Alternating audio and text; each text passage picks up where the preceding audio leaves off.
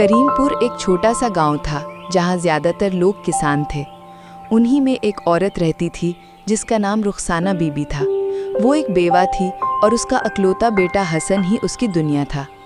رخسانہ دن بھر لوگوں کے گھروں میں برتن مانجتی، کپڑے دھوتی اور جو کچھ بھی ملتا وہ حسن کی پڑھائی پر خرچ کرتی۔ گاؤں والے اکثر کہتے، اتنی غربت میں پڑھائی کا کیا فائدہ؟ حسن کو کوئی ہنر سکھاؤ۔ میرا حسن ایک دن افسر بنے گا، وہ ہم حسن پڑھنے میں ذہین تھا۔ وہ گاؤں کے واحد اسکول میں ہمیشہ اول آتا۔ اس کا خواب تھا کہ وہ CSS افسر بنے اور اپنی ماں کو وہ سب کچھ دے جو اس نے کبھی نہیں پایا۔ روز وہ فجر کے بعد پڑھائی شروع کرتا، اسکول جاتا اور رات کو دیا جلا کر پڑھتا رہتا۔ جب دوست کھیلنے جاتے، حسن کتابیں کھولتا۔ ماں اکثر اس کے لیے چپکے سے دودھ بچا کر لاتی مگر خود خشک روٹی کھاتی۔ میٹرک کے بعد حسن کو ایک اسکالرشپ ملی شہر کے کالج میں پڑھنے کی۔ رخسانہ نے زیور بیچ دیا، تھوڑی زمین گروی رکھ دی اور حسن کو شہر بھیجا۔ رخصت ہوتے وقت اس نے کہا، بیٹا تھک جانا تو یاد رکھنا، ماں کی دعا کبھی تھکتی نہیں۔ شہر میں زندگی مشکل تھی۔ ہاسٹل کے کمرے میں پنکھا بھی مشکل سے چلتا مگر حسن نے ہار نہ مانی۔ وہ دن میں کالج، شام کو پارٹ ٹائم نوکری اور رات کا مطالعہ کرتا۔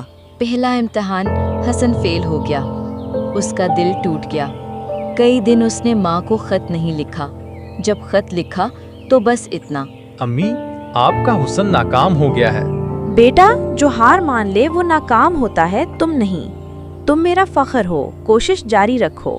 یہی چند سطور حسن کو پھر سے زندہ کر گئیں۔ اس نے دوبارہ تیاری شروع کی، پہلے سے زیادہ محنت، زیادہ خلوص اور زیادہ دعا کے ساتھ۔